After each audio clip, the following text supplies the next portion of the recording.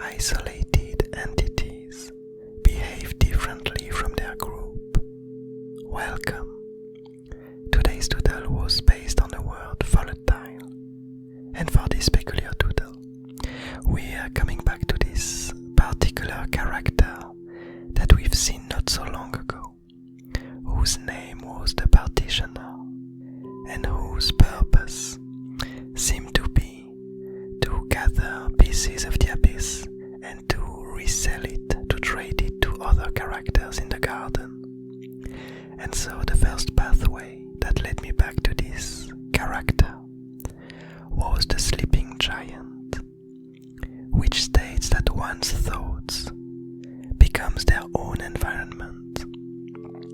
And here the idea is that the partitioner, for reasons unknown so far, has found a way to break down the abyss using these plants that it's growing in its own personal garden. And it kind of became some kind of abyss hunter, some kind of character which main purpose is to go around and gather pieces of the abyss to be able to resell it to other beings. Because it seems like these peculiar pieces have some interesting properties that are kind of sought out by different beings in the abyss garden.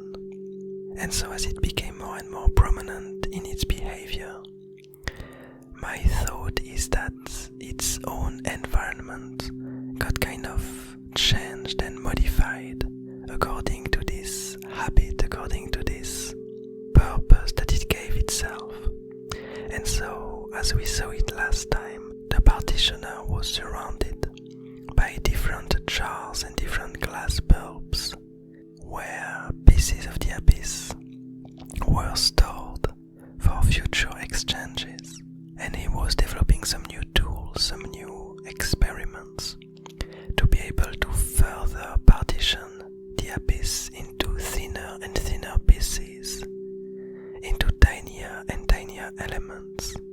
And so as we can imagine that in its mind, most of the things that it's thinking about seems to be these future experiments, these future endeavors about how to turn the abyss into smaller and smaller elements, into smaller and smaller parts, and what to make of them.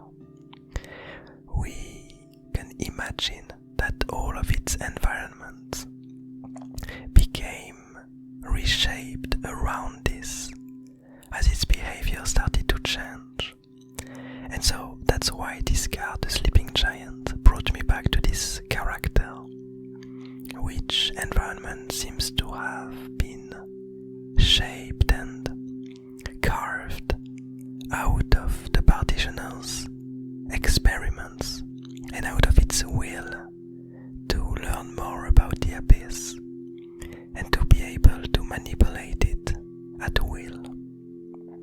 The second pathway that I used for this doodle was the spinning clock, which states that past events predict future outcomes. And so the last time that we saw it, that we saw this character, it was trying out some new experiment. It was creating some kind of contraption to be able to divide the abyss in more of an automatic way, using some kind of tools, some kind of automation tools that he created based on these plans that the abyss seems to be somehow allergic to. And so we saw that it had these intriguing stick contraptions in which the plants kind of were spreading their liquid, were spreading their blood and making the abyss automatically parse and go into different bulbs, into different glass bulbs. And so last time that we saw that, it gave us a hint as to what was to come in the future. And so that's this peculiar card, the spinning clock, that led me to this peculiar scene today, where basically we see the partitioner, our character, above a gigantic bulb, where its previous experiments led it to create some kind of new being, some kind of new automatic tool that seems to be able to tear apart the abyss inside of this huge bulb. And so what we see is this kind of slithering, snaky creature that is wandering around inside the bulb. And this creature is made out of these plants that grow in the home, in the caves, in the hut of the partitioner. And so we see this creature slithering around, and as it's moving around, this automated entity made out of these plants, we see that it slowly shredded the abyss in pieces. We see a lot of different pieces of the abyss being torn smaller and smaller into thinner and thinner elements. And as it's doing this, we see that we have around this gigantic bulb, we have a few tiny protuberances that kind of bubble out of the original glass, and only very tiny pieces of the abyss are able to reach these places. And so the way that I would interpret it here is that the partitioner made this contraption in order to push the abyss into pulling itself apart little by little, and to try to put in the abyss mind this will to avoid this slithering snake. And so when the abyss is tiny enough, when it is thin enough that it holds very little danger, it ends up being able to hide itself in these outside bulbs, where the partitioner is able to collect them.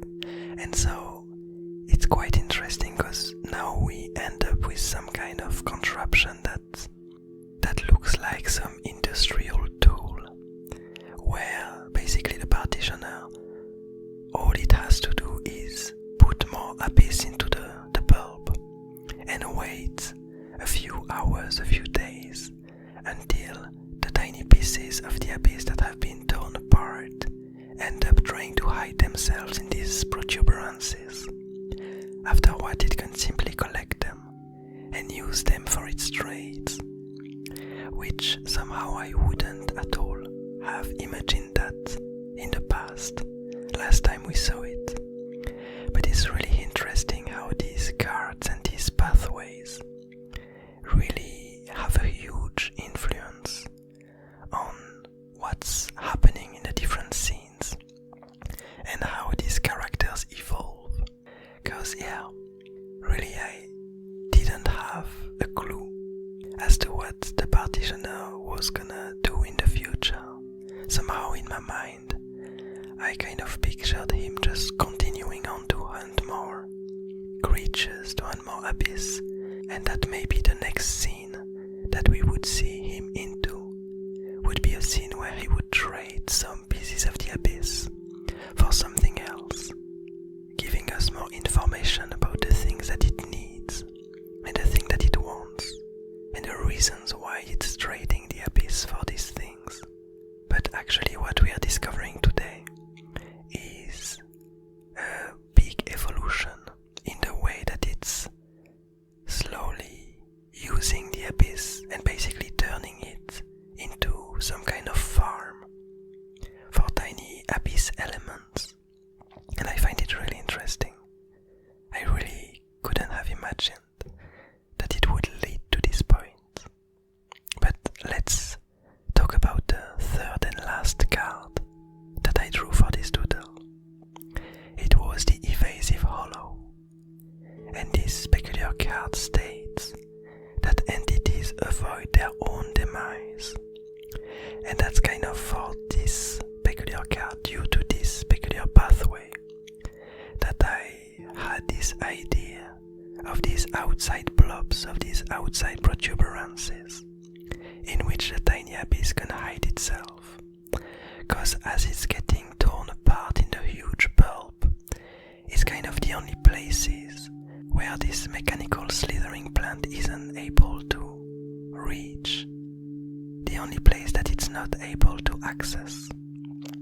And so it makes sense that these tiny pieces of the abyss would tend to hide themselves in these specific places.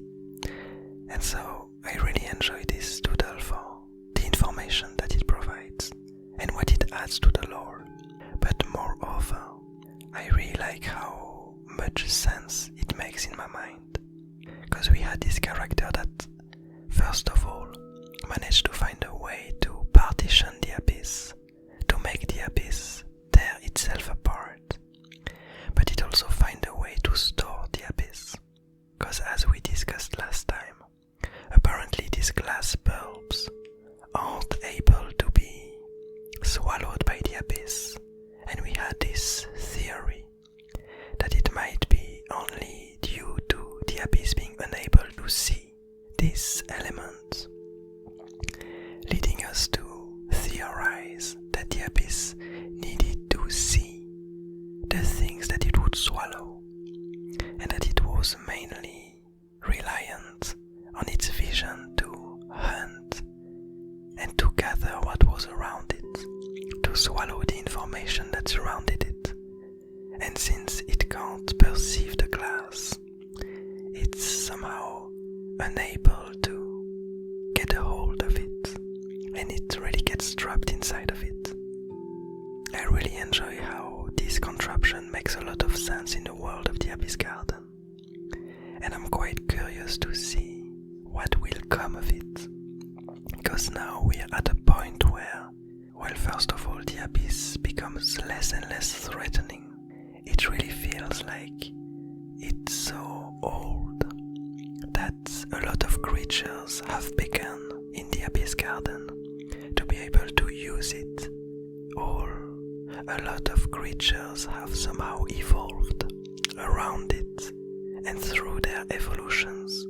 Because they survived, they managed to find ways to deal with the abyss. And now we have this specific character that is even going further, and that is using the abyss and somehow turning it into some kind of industrial plant. And I'm really curious to see in the future if it has some kind of purpose for all of these tiny abyss parts that it gathered along the years, because we do know that it's probably trading them with other characters. But as we saw in the last doodle, it already gathered a whole lot of them, and it probably has other ideas as to how to use them. But anyway, I guess we'll see in the future. But in the meantime, I hope you enjoyed this doodle.